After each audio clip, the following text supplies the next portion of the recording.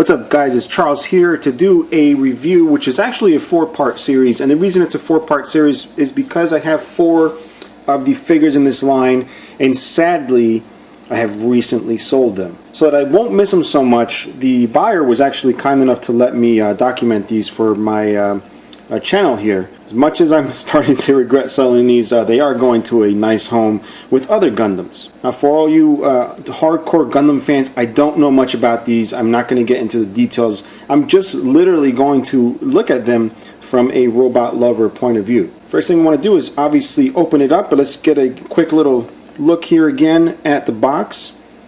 It's a nice small box, nice details. As a matter of fact, these are case fresh. Got some pretty normal photography going on. But let's go ahead and open this up. You're probably wondering to yourselves why I'm even selling them, if I like them so much.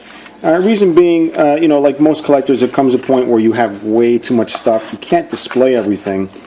So things just get stuck in storage for a long time. This happened to be one of them. I was actually looking for things to review, and I found this, and I felt bad that it's always been in storage. So I decided maybe it's time to pass it on. And in order to focus my collection more and get more stuff, I would have to sell off some things. So this is one of those things that I'm selling off. So as you can see, it comes in a nice styrofoam tray. By the way, these are from 1993, and one of the cool things about it is that they're made in Japan. So this is not a made in China Gundam. It's made in Japan back when they were still made there, all right, where they originate from. So we got this little styrofoam block, which we'll remove here. This is the first time I am touching this figure. By the way, it has not been opened since I bought it. Never been opened. So here it is for the first time, guys. Let's take it out. Alright. So we're going to set this guy right here. And they feel good. I mean, they have... You can tell the plastic is nice and thick. And you can see it's a really nice plastic. It feels high quality, guys. Because I mess around with little figures like this that are made in China. They just don't have the same plastic feel. If we look here, there's some parts here that are on sprues. I will not be taking these off since you know, these figures are no longer mine.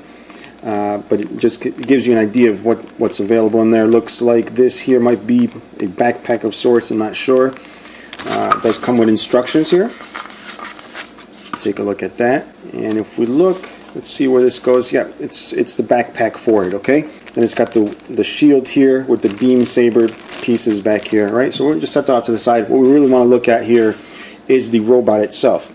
So again, very high quality plastics. You can see how shiny they are. They have that old school plastic feel. I just want to make a comparison. Like, say for example, this right here, which is another Gundam toy, is made in China. Very high quality details, but there's just something about it that just isn't quite captured. I mean, these are two totally different things. One is very toy-like, one is very detailed and highly articulated, but this has a good solid toy feel, which I love. Alright, so we're going to check out the articulation. You got the head here, which goes up and down just about that amount off to the right. It's a little stiff, like again, never played with this before. It's got the shoulders here, which rotate. You get the arm here, which unfortunately does not move a lot. So the age is really present in the amount of articulation this thing has. But the elbow joints, butter smooth, all right? And you have the little wrists here that spin. You don't have a waist joint whatsoever. If we move down to the legs, even the side panels here don't move like the modern Gundam, so you have very limited side-to-side movement. Back and forth is also rather limited. You also get a butter smooth knee right here, which only goes that amount.